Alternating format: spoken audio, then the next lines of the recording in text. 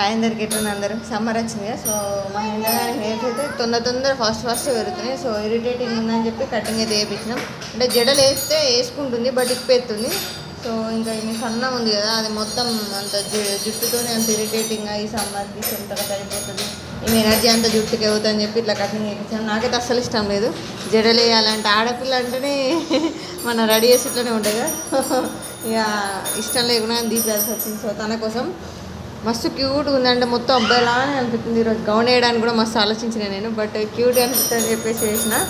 మొత్తం బాయ్ లానే ఉంది తనకు. నిన్న కటింగ్ తీయించిన రోజు అయితే చెంపలు లడ్డు మస్తు క్యూట్ అనిపించింది. సో ఆ రోజుకి ఇప్పటికీ మొత్తం దివాలైనట్టు సన్నగా అనిపిస్తుంది. మీకు కూడా మీ పిల్లల విషయాలు ఇట్లా అనిపిస్తుందా?